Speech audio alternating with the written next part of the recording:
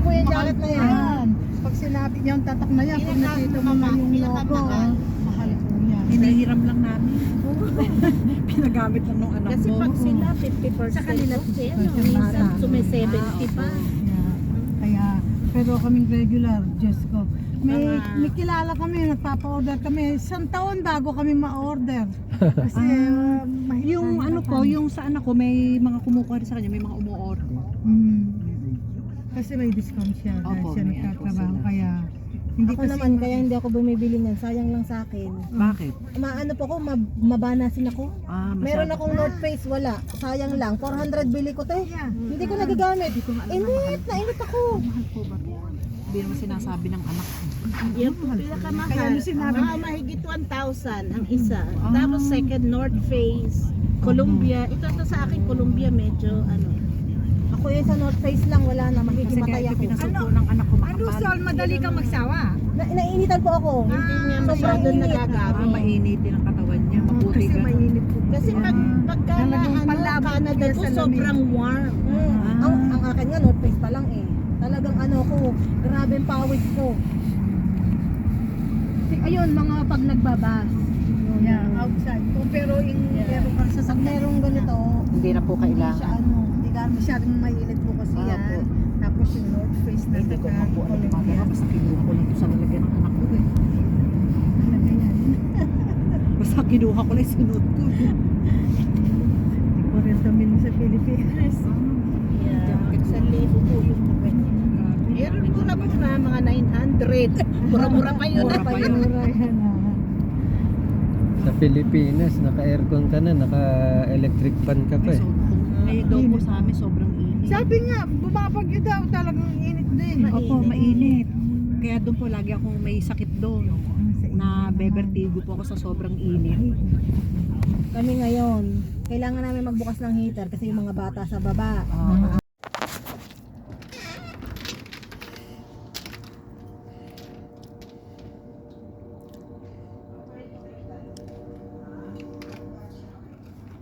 Snow, puro puti na.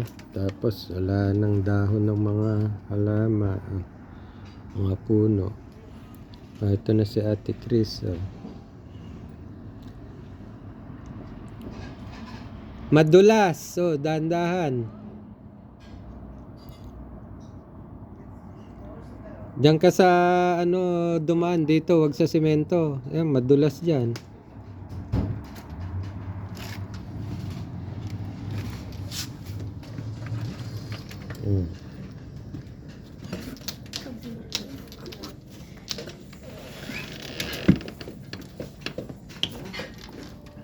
Ay, ang sarap niya. Ibigay mo kayo ng...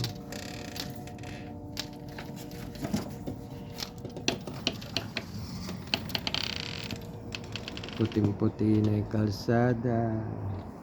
Yung mga Bermuda, puti na.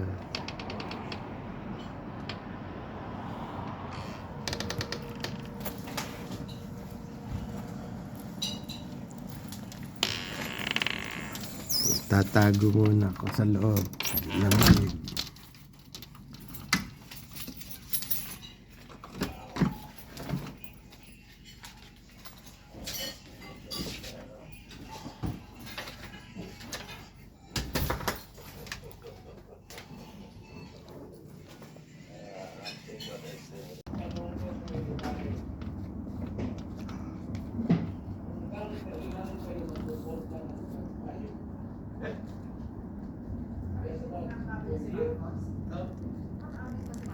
Oh, snow na naman.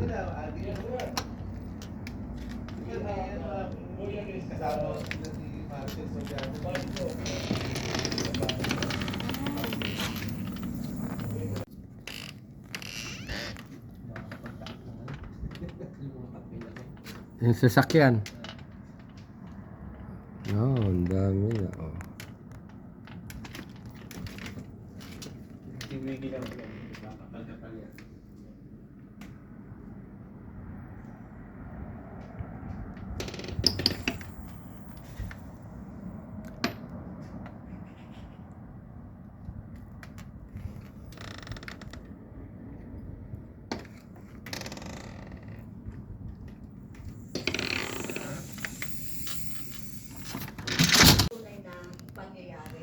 Masyado na makapalang yelo. Oh. Pinatunayan niya na noon, graduation. Yung kotse punong-puno na. No? Oh, yung aming hagdanan. No? Putin-puti na yung hagdan. Just to review, the committee passed a motion Attorney Lopez to comply under Section 11 F of the Rules of Critics Related Administration for undue interference in our proceedings and resolve to detain her for a period of 5 days instead of 10 days or maximum of 10 days as provided for in our Section 12 of the same. I must stress also that the propriety just be assessed also the legality of Attorney Lopez's acts and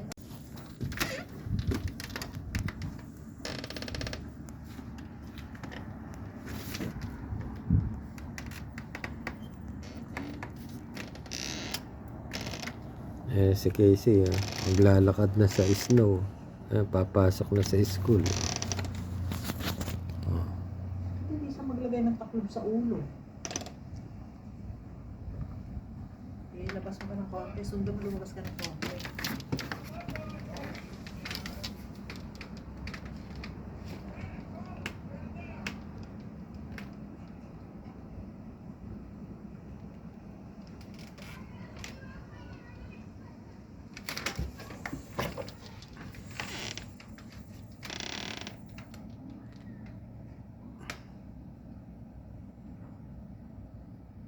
Lalong lumakas yung snow. Oh. Lakas. Oh.